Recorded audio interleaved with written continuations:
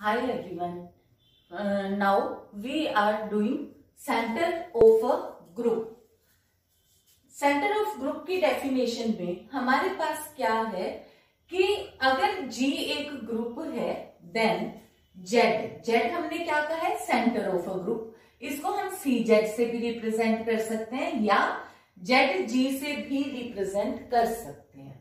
तो उस केस में देखो G किसका एलिमेंट है, ऑब्वियसली ग्रुप का ही है, और X भी एलिमेंट किसका है, ऑब्वियसली ग्रुप का ही एलिमेंट है, दैट इज G का. तो अगर वो Gx is equal to Xg की प्रॉपर्टी को सेटिस्फाई करता है तो वो सेंटर ऑफ ग्रुप कहलाएगा. अब देखो जो Xg is equal to Gx है, ये वैसे तुम्हारे को ये आइडिया है कि यही अबिलियन ग्रुप की भी प्रॉपर्टी है. तो यहाँ पे इस चीज को हमने यहाँ पे कहा है सेंटर ऑफ ग्रुप. तो अब हमारे को क्या प्रूव करना है, अब हमें ये प्रूव करना है कि सेंटर ऑफ ग्रुप जो है वो सब ग्रुप होता है. तो उसके लिए अब हमने क्या किया, तो अब हमारे को ये पता है क्योंकि ये ZG है वो पूरी की पूरी तरीके से ग्रुप के अंदर के एलिमेंट है, क्योंकि हमने ग्रुप के वो एलिमेंट्स लिए जो कम्यूटेटिव प्रॉपर्टी होल्ड करते हैं, वो वाले एलिमेंट हमने Z के अंदर कंसीडर किए हुए हैं. और वो सारे के सारे एलिमेंट है किसके, G के ही है. तो यानी कि पूरी की पूरी तरीके से ZG G के अंदर कंटेन करता है. अब क्योंकि मुझे पता है कि ग्रुप के अंदर तो आइडेंटिटी एलिमेंट भी होता है, और आइडेंटिटी को अगर मैं किसी भी एलिमेंट के साथ प्री और पोस्ट मल्टीप्लाई करूंगी तो वो एज इट इज ही रहेगा. तो यहां से मुझे ये आइडिया हो गया कि जो मैंने सेंटर ऑफ ग्रुप ये ZG का नाम लिया है कि ये जो है अपने पास ये एक एम्प्टी सेट नहीं है, और कम से कम इसके अंदर एक एलिमेंट आइडेंटिटी एलिमेंट जरूर एग्जिस्ट करता है. तो अब मुझे यहाँ पे देखो, एक तो मुझे ये पता ही है कि सबसेट है, अब मुझे सब ग्रुप के लिए ग्रुप शो करना है. ग्रुप शो करने के लिए मुझे क्या करना होता है कि ग्रुप के लिए मैं लेती हूँ कि अगर एक एलिमेंट G1 इसके अंदर बिलोंग कर रहा है, दूसरा एलिमेंट G2 ग्रुप के अंदर बिलोंग कर रहा है, तो इन दोनों का रिजल्ट यानी कि ये मेरे पास अगर मैं ये शो कर दूं कि G1 G2 इनवर्स भी ZG के अंदर बिलोंग करेगा, तो ये सब ग्रुप की प्रॉपर्टी मतलब ग्रुप की प्रॉपर्टी होल्ड कर जाएगी. तो मैंने क्या कंसीडर कर लिया कि G1 और G2 दो एलिमेंट्स हैं जो कि सेंटर ऑफ G वाले सेट के अंदर लाई करते हैं. सेंटर ऑफ G वाले सेट के अंदर लाई करते हैं, तो यानी कि वो किस प्रॉपर्टी को सेटिस्फाई करते हैं, G1x is equal to Xg1 and G2x is equal to Xg2 for all x belongs to group. तो ये जो हमारे पास है जो x है वो कहाँ के एलिमेंट है, ग्रुप के एलिमेंट है. तो अब यहां से क्योंकि x जो एलिमेंट है वो ग्रुप का एलिमेंट है, और इसी तरीके से G एलिमेंट है, G भी किसका एलिमेंट है, G1 और G2 वो भी ग्रुप के अंदर के एलिमेंट है. जो भी एलिमेंट है वो एक्चुअली में तो ग्रुप के अंदर तो है ही, और ग्रुप के अंदर है तो वो इन्वर्टिबल भी है. इन्वर्टिबल है तो यहां से मैंने क्या किया, इस साइड मैंने पहले pre multiply by G2 inverse किया, फिर post multiply by G2 inverse किया. तो यहां से मेरे पास क्या रिजल्ट आ गया, X G2 inverse is equal to G2 inverse X. अब दोबारा से आ जाओ, अब मुझे क्या शो करना है कि यानी कि X G1 G2 inverse should be equal to G1 G2 inverse X होगा. तो मैं ये कह सकूंगी कि ये एलिमेंट भी कम्यूटेटिव प्रॉपर्टी होल्ड करता है, और इस वजह से ये भी सेंटर ऑफ ग्रुप वाले सेट के अंदर लाई करता है. तो इसके लिए मैंने क्या किया, x into G1 G2 inverse लिखा, फिर मैंने एक बार यहाँ ब्रैकेट लगा ली. फिर देखो मुझे पता है x G1 को मैं लिख सकती हूँ G1x, तो इसकी जगह पे मैंने G1x लिख दिया. फिर मैंने ब्रैकेट चेंज कर दी, तो अब मेरे को पता है x G2 इनवर्स को मैं लिख सकती हूँ G2 इनवर्स x, तो मैंने इसको लिख दिया G2 इनवर्स x. फिर मैंने ब्रैकेट चेंज कर दी और यहां से मेरे पास आ गया G1 G2 इनवर्स x, यानी कि ये एलिमेंट बिल्कुल उसके कम्यूटेटिव प्रॉपर्टी को सेटिस्फाई कर गया. अगर कम्यूटेटिव प्रॉपर्टी को सेटिस्फाई कर गया तो यानी कि ये एलिमेंट भी ZG वाले सेट के अंदर एग्जिस्ट करता है, और इससे ये मैंने किस चीज की प्रॉपर्टी प्रूव कर दी? सब ग्रुप की प्रॉपर्टी प्रूव कर दी। सबसेट ये है ही और ग्रुप की प्रॉपर्टी मैंने होल्ड कर दी, तो इससे जेड जी मेरे पास क्या हो गया? Z G is a sub group of जी बन गया।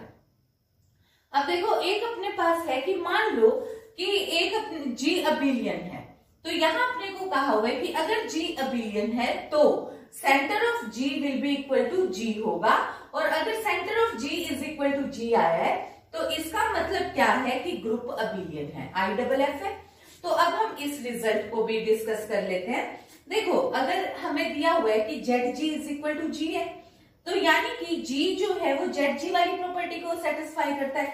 जेड जी की प्रॉपर्टी क्या है? G X should be equal to X G, और जो जेड जी है वही जी है, तो इसका मतलब ये प्रॉपर्टी तो अबिलियन की होती है, हेंस द रिजल्ट। अब सेकेंडली आ जाओ। सेकेंडली तुमने कंसीडर कर लिया जी अबिलियन है, अबिलियन है तो वो x y is equal to y x की प्रॉपर्टी को सेटिस्फाई करता है, और तुम्हारे को पता है कि इसके अंदर तो केवल वो एलिमेंट है जो अबिलियन की प्रॉपर्टी को सेटिस्फाई करते हैं। तो जेड जी पूरी की पूरी तरीके से किसके अंदर कंटेन कर रहा है? जी के अंदर कंटेन कर रहा है। अब दोबारा से अब हमने एक एलिमेंट लिया एक्स जो कि जी के अंदर बिलोंग करता है, ग्रुप के अंदर, और क्योंकि ग्रुप अबिलियन है इसलिए वो इस कॉम्यूटेटिव प्रॉपर्टी को होल्ड करेगा। अगर ये कॉम्यूटेटिव प्रॉपर्टी को होल्ड कर रहा है तो ऑब्वियसली वो सेंटर ऑफ ग्रुप का भी एलिमेंट होगा, यानी कि जो एक्स एलिमेंट में जी का लेकर चली थी वही एक्स एलिमेंट जेड जी के अंदर भी बिलोंग करता है। तो यहां से कंक्लूजन क्या हुआ कि G will be contained in Z G. अब यहां से क्या आ गया? Z G contained in G, G is contained in Z G, means both are equal. Now this is normalizer or centralizer. In this we will represent NA equal to X belongs to group G, then XA will be equal to AX for all X belongs to G. देखो ये भी जैसे हमने अभी centre of group किया, बिल्कुल उसी वाले की तरीके से ये प्रॉपर्टी है। इसको हमने कहा है नॉर्मलाइजर और दूसरा हो गया हमारे पास सेंट्रलाइजर। ठीक है, तो अब हमारे को ये क्या बताना है कि जो नॉर्मलाइजर ऑफ एन एलिमेंट, वहां पे हमने नॉर्मल जो रिजल्ट किया था सेंटर ऑफ अ ग्रुप, तो यहाँ पे क्या है? Normaliser of an element in a group G is a sub group of जी, ये शो करता है। बिल्कुल सेम आर्टिकल है उसी तरीके से कि हमने किया कि let us consider E A is equal to A E, तो होगा ही होगा फॉर ऑल, क्योंकि आइडेंटिटी एलिमेंट तो ग्रुप के अंदर बिलोंग करता ही करता है, और अगर कोई और एलिमेंट ए ग्रुप का अंदर का एलिमेंट है तो ई ए will be equal to A E, तो यानी कि कम से कम एक एलिमेंट के साथ तो हमारे पास ऐसा बिहेवियर है जिसको हम नॉर्मलाइजर कह सकते हैं। तो यानी कि ये जो एलिमेंट है ये बिलोंग कर गया नॉर्मलाइजर पर ए वाले सेट के अंदर। अगर ये इस सेट के अंदर एक एलिमेंट है तो दो भी हो सकते हैं, अगर वो दो एलिमेंट है तो वो इस तरीके से बिहेव करेंगे कि x A is equal to A x, y A is equal to A y, क्योंकि इस बार केवल एक एलिमेंट ए लेना है हमने। नॉर्मलाइजर में केवल एक एलिमेंट ए है जो कि हर एक एलिमेंट के साथ बिहेव कर रहा है, यानी कि x A is equal to A X और Y A is equal to A Y.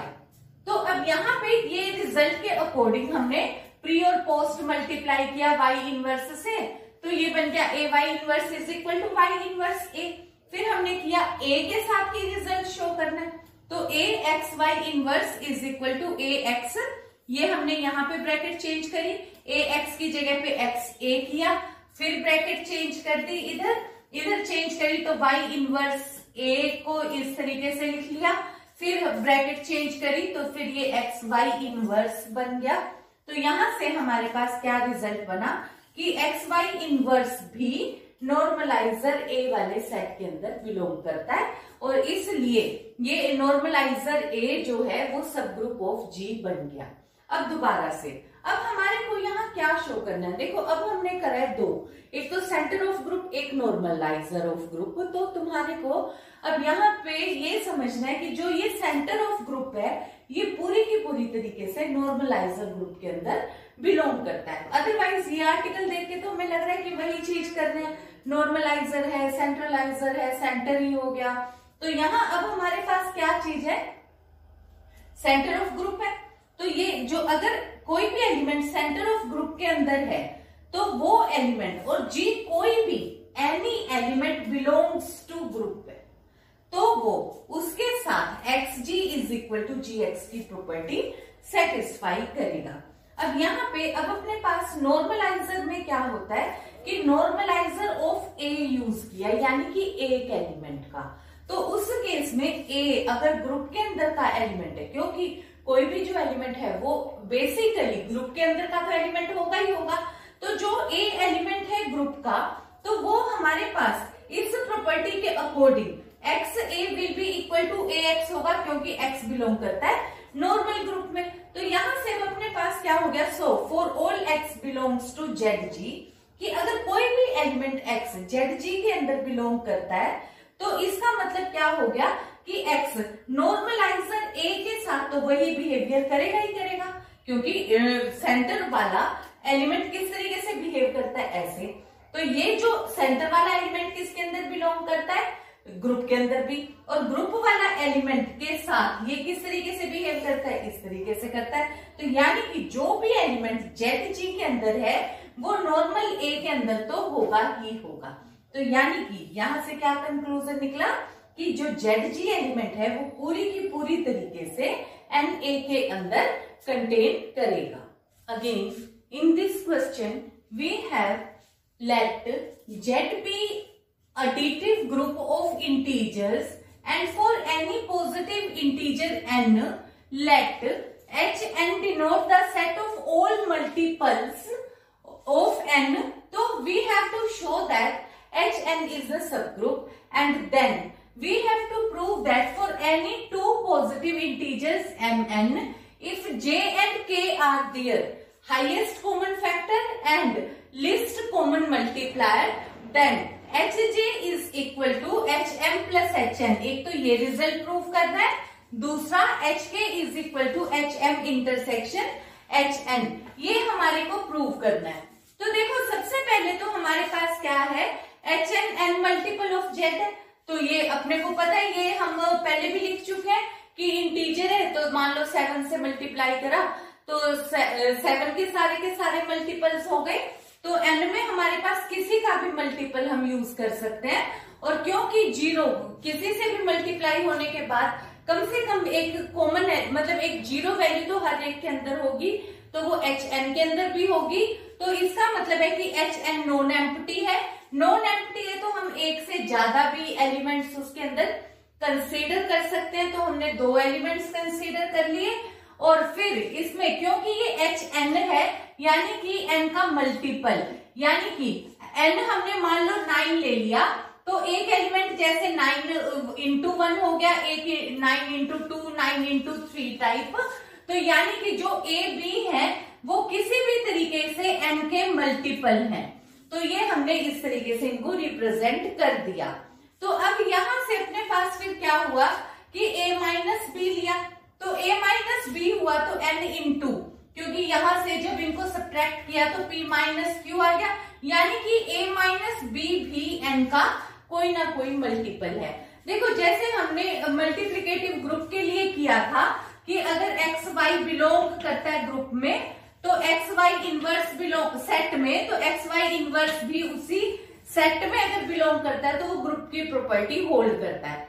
ये प्रॉपर्टी थी अंडर मल्टीप्लिकेशन। इसी तरीके से अगर हमें एडिशन में करनी हो तो हम बताएंगे x minus y belongs to group, ये सफिशिएंट कंडीशन है। और इसी तरीके से तुमने ये बाद में एक तो पहले करी थी एक्स वाई, तो एक्स वाई इनवर्स वाली भी की थी, एक की थी एक्स इंटू वाई बिलोंग करता है ग्रुप में एंड वाई इनवर्स बिलोंग करता है। एक हमने सिंपल एडिशन की भी प्रॉपर्टी बताई थी कि it is sufficient to show that X plus Y belongs to G. अगर माइनस वाला है तो भी, अगर एक्स प्लस वाई है तब भी, ये हमारे पास ग्रुप की प्रॉपर्टीज को सेटिस्फाई करेगा। तो ये वाला जो रिजल्ट है हमारे पास, इसको अपने पास अब यहाँ इस प्रॉपर्टी के अकॉर्डिंग क्या हो गया कि ये एक सब ग्रुप बन गया। अब क्योंकि देखो फिर नेक्स्ट पार्ट में हमारे को क्या दिया हुआ है कि for any two positive integer M N if J and K are their highest common factor.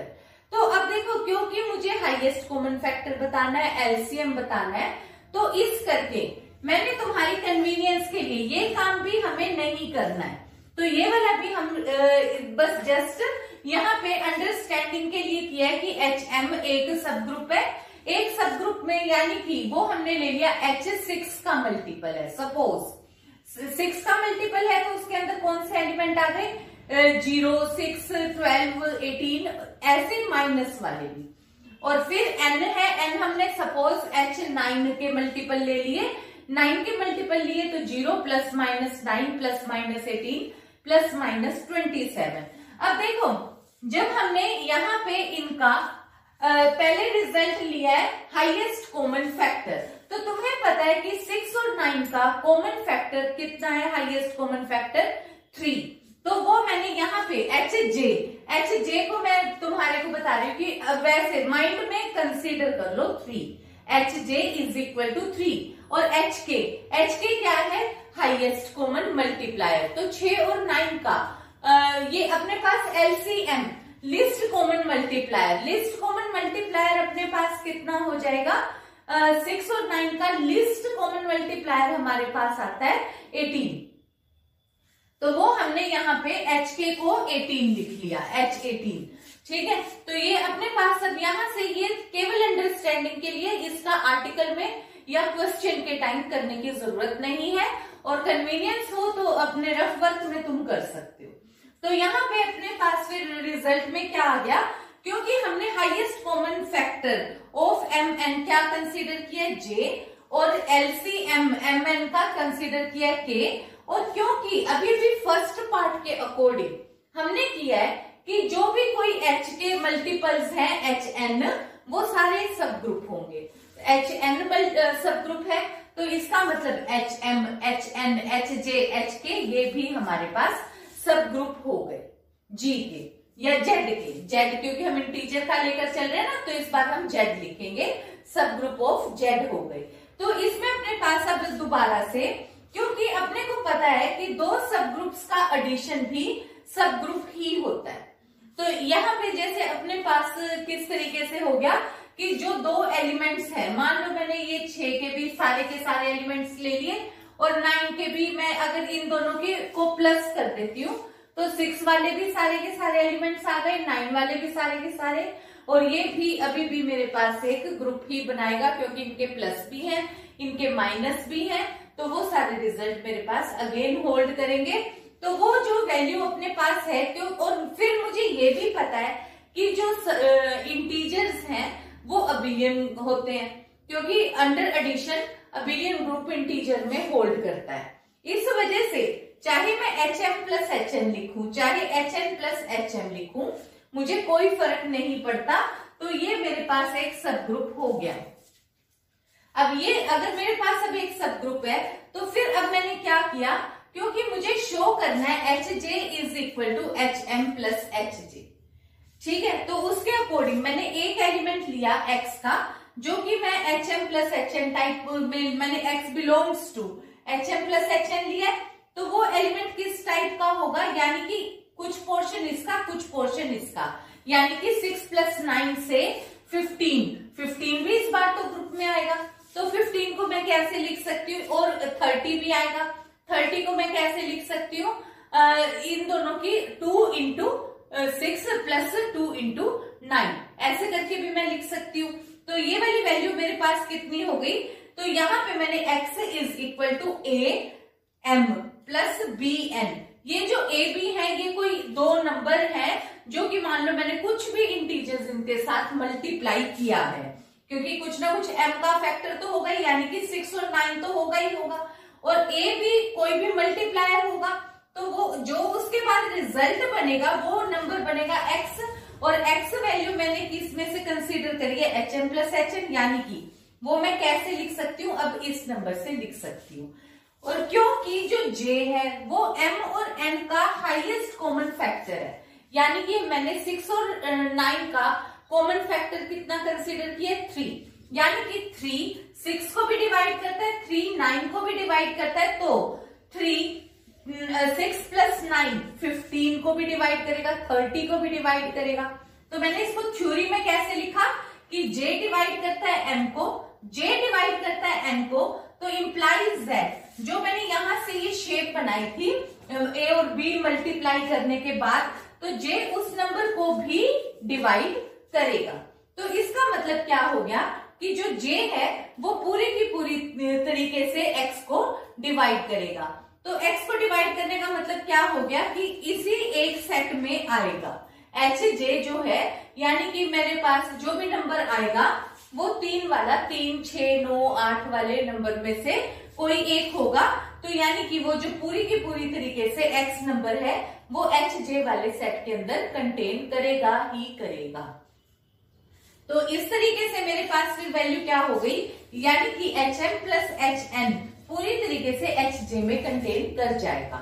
फिर दोबारा से अब मैंने दोबारा क्या किया कि X को HJ में कंसीडर कर लिया और मैं प्रूफ कर दूंगी कि ये HM + HN के अंदर भी कंटेन करता है।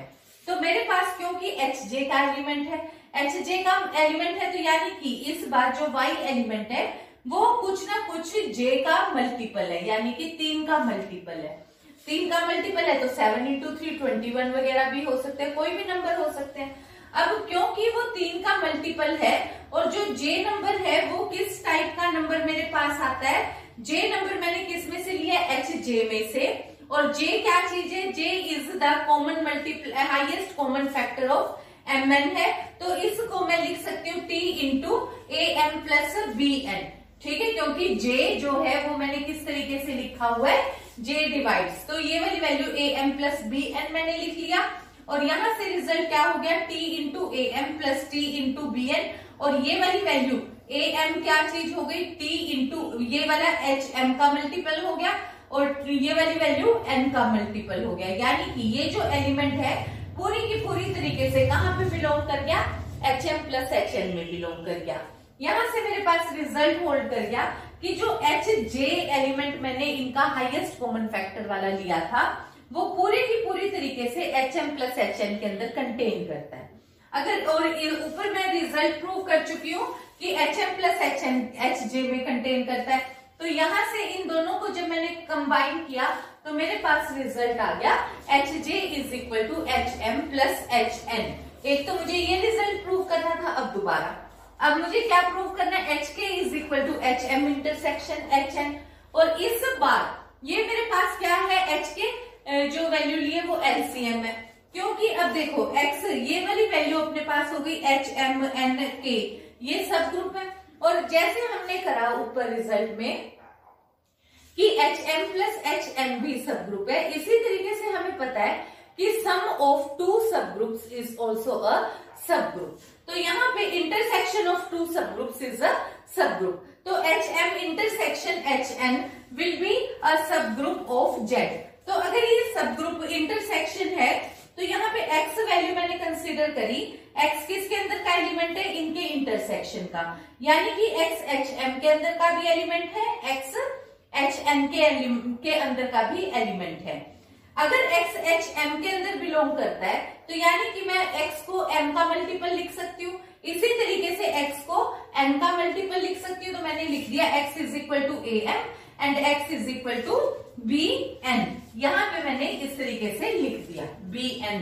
फिर यहाँ पे अपने पास क्या आ गया, K क्या है, LCM ऑफ MN है। तो इसका मतलब क्या हुआ कि जो M है वो K से भी को भी डिवाइड, मतलब M भी K को डिवाइड करता है और N भी K को डिवाइड करता है। M N दोनों ही K को डिवाइड करते हैं, क्योंकि जैसे अपन ने 18 लिया तो 6 भी 18 को डिवाइड करता है और 9 भी 18 को डिवाइड करता है। तो इसका मतलब अपने पास अब यहाँ से वैल्यू क्या है कि भी X मैंने पहले लिखा कि M का मल्टीपल है तो इस वजह से AM लिख सकती हूँ। X क्योंकि N में भी बिलोंग करता है तो इसलिए BN भी लिख सकती हूँ। तो इसका मतलब मेरे पास क्या चीज आ गई, तो यहाँ पे AM भी AK को डिवाइड करेगा, BN डिवाइड करेगा BK को, क्योंकि M डिवाइड कर रहा है K को, N डिवाइड कर रहा है K को। तो इसका मतलब A से मल्टीप्लाई B से मल्टीप्लाई, तो यहाँ से रिजल्ट कितना हो गया, पर ये वाला एलिमेंट तो मैंने x लिखा है, यहाँ पे ये वाला एलिमेंट x लिखा है। रिजल्ट क्या बना कि x डिवाइड करता है a k को और x डिवाइड करता है b k को, यानी कि x डिवाइड करता है दोनों को, x और पर यहाँ से तो k कॉमन आ गया। तो मैंने x में से फिर यहाँ दोनों वैल्यूज में से k कॉमन निकाला, तो x डिवाइड करता है k इंटू ए बी को भी, यानी कि x क्या चीज आ गई, k का कोई ना कोई मल्टीपल आ गया, यानी कि x एलिमेंट किसके अंदर बिलोंग कर गया, एच के अंदर बिलोंग कर गया। और यहां से मैं एलिमेंट कहाँ का लेकर चली थी, H M intersection H N का। तो मेरे पास कंक्लूजन क्या हुआ कि जो H M intersection H N है वो पूरी की पूरी तरीके से एच के अंदर कंटेन करता है। अब दोबारा से अब मैंने ले लिया कि कोई एक वाई एलिमेंट है जो कि एच के अंदर बिलोंग करता है। अगर ये एच के अंदर बिलोंग करता है तो यानी कि वो वाई एलिमेंट के का कोई ना कोई मल्टीपल होगा। अब जो यहाँ पे जो ये के एलिमेंट है, क्योंकि ये वाली वैल्यू टी जो एम एलिमेंट है वो के को डिवाइड करता है, तो यानी कि मैं के की जगह पे कुछ मल्टीपल ऑफ एम भी लिख सकती हूँ, क्योंकि एम पूरी तरीके से के को डिवाइड करता है। तो मैंने के की जगह पे एम इंटू पी लिख दिया। एम इंटू पी लिखा तो एम मैंने कॉमन निकाला, तो y is equal to some multiple of m आ गया। तो यानी कि जो y है वो पूरी तरीके से m का मल्टीपल है, तो मैंने इसको hm में लिख दिया कि y belongs to hm। Similarly क्योंकि y बिलोंग कर रहा है hk के अंदर भी, क्योंकि हमने इंटरसेक्शन ही मानी हुई है, तो ये अगर y is equal to tk है और n भी k को डिवाइड करता है, तो n k को भी डिवाइड कर रहे, तो यहां से मैं k को कैसे लिख सकती हूँ, n into some multiple of n, यानी कि n क्यू लिख दिया। तो y किसके बराबर हो गया, y will be equal to t n Q, और फिर यहां से मैंने n कॉमन निकाला, यानी कि ये वाला जो एलिमेंट है y वो मैंने किसी एक n के मल्टीपल में लिख दिया, यानी कि ये एलिमेंट बिलोंग कर गया एच एन के अंदर। यानी इस बार y जो एलिमेंट है वो एच एम के अंदर भी बिलोंग कर गया, एच एन में भी कर गया, तो इंटरसेक्शन में भी बिलोंग कर गया। तो जो ये एच के मैंने किया था एच के से और शो कर दिया इंटरसेक्शन में। तो अब यहां से ये जो फर्स्ट और सेकंड रिजल्ट के अकॉर्डिंग मेरे पास क्या रिजल्ट आ गया, H M intersection H N will be equal to H K. तो that is all for today. Thank you.